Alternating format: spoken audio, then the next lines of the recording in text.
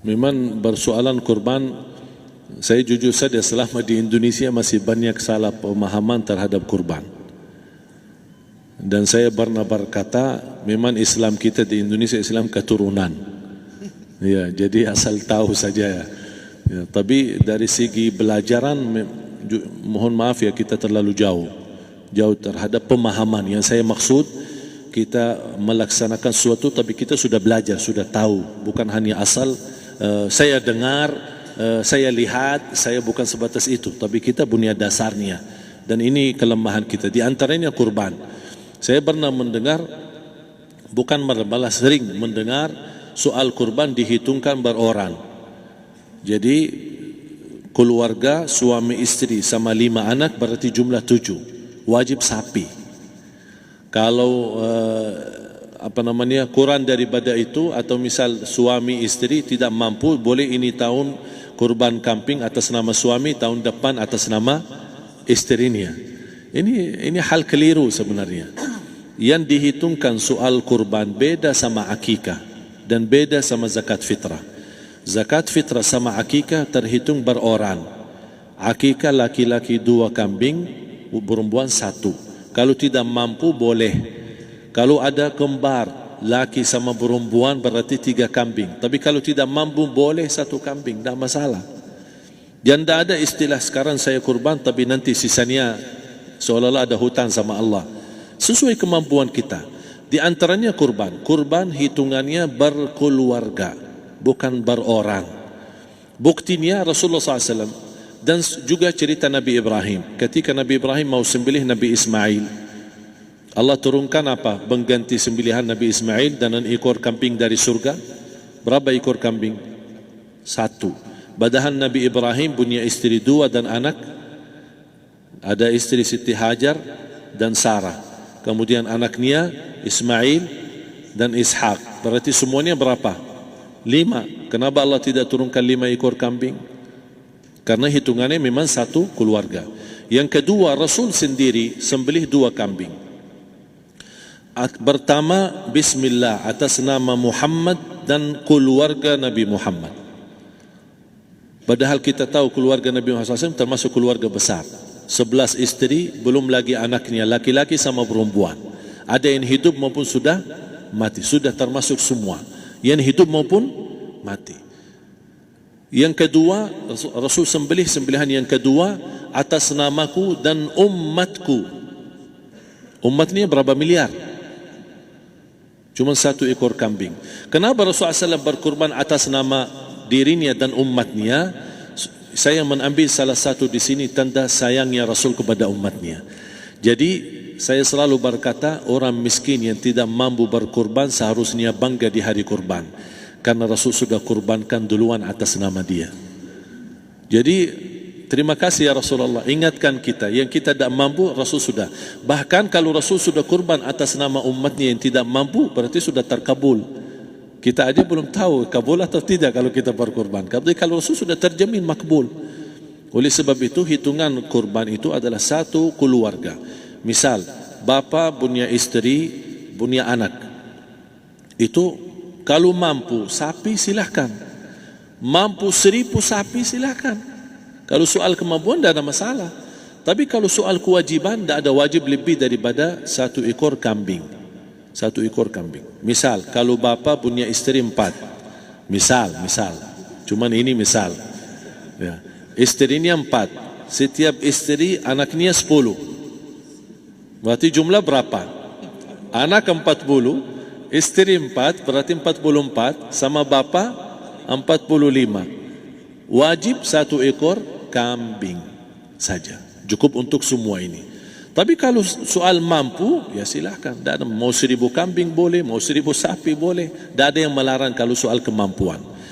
Dan kalau kita mau sembelih, Bismillah atas namaku dan keluarga. Tidak perlu bawa data-data nama keluarga.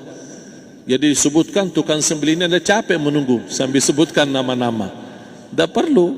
Udah Bismillah atas namaku dan keluarga. Termasuk kata atas namaku dan keluarga, termasuk orang tua yang sudah meninggal. Termasuk orang tua yang sudah, karena kita adalah hasil daripada orang tua. Itu sudah termasuk, tidak perlu kita sebutkan. Ada sebagian ulama membolehkan kalau kita mampu, mau khusus kambing atas nama orang tua, tidak masalah. Kalau kita mampu. Tapi kalau kita tidak mampu, itu sudah termasuk orang tua kita bersama keluarga besar kita. Ini salah satu kenikmatan, dan ini termasuk juga sedekah yang berguna bagi orang yang sudah meninggal di keluarga kita.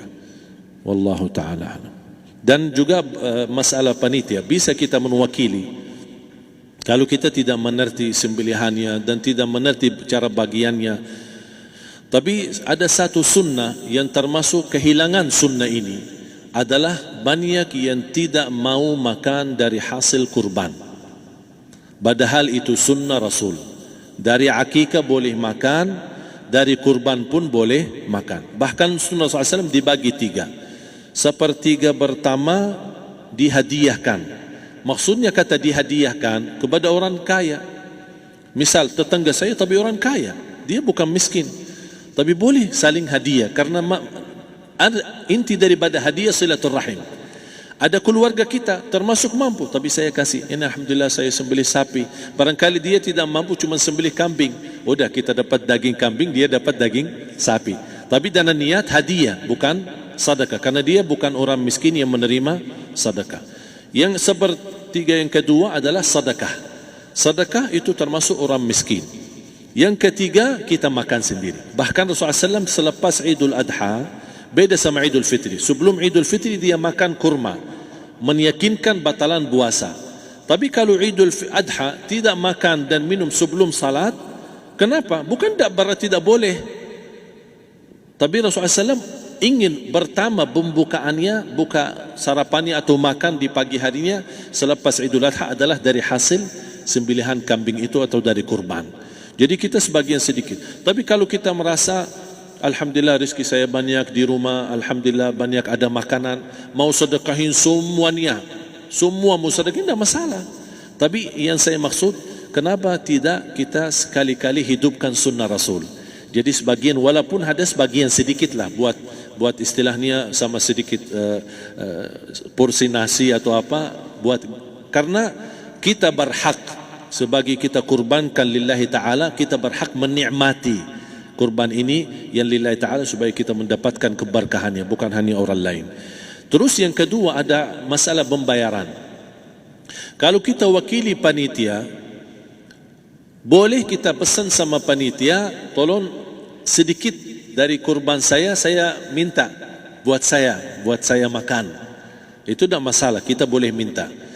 Dan boleh kita wakili, tapi kita tolong ingatkan, tidak boleh pembayaran hasil sembelihan itu dari kulitnya. Ini menjadi salah satu persoalan di Indonesia. Banyak tukang sembelih datang, ketika kita tawarkan untuk sembelih ini, berapa Pak? Oh, tidak apa-apa, kasih aja kulitnya sama kepalanya. Jangan Anda setuju, jangan Anda terima. Oh maaf, saya tidak bisa. Bapak berapa ongkos sembelihannya? Kita harus sepakat dulu. Tidak, saya ikhlas, tidak apa-apa, seikhlasnya. Tapi yang penting kepalanya sama kulitnya. Itu aja yang saya minta, yang lain tidak apa-apa. Tidak boleh. Tidak boleh. Kenapa? Karena ini kurban. Kata kurban berarti lillahi ta'ala, bukan untuk jual beli. Kalau kita sudah bayar dari bagian kurban, berarti bukan lillahi ta'ala. Harus kita jaga amalan itu. Tapi bagaimana cara jalan keluarnya? Kita harus sepakat, ijab kabul. Sepakat dulu, Pak, saya udah begini, saya kasih untuk sembelihan 50.000. Bapak setuju? Ya udah setuju. Selesai kan? Sudah sembelih, sudah potong, sudah semua. Lepas ini semua, kita kasih ongkos 50.000 ongkos sembelihannya. Habis itu, Pak, kulitnya sama kepala hadiah buat Bapak. Itu tidak apa-apa, tidak masalah.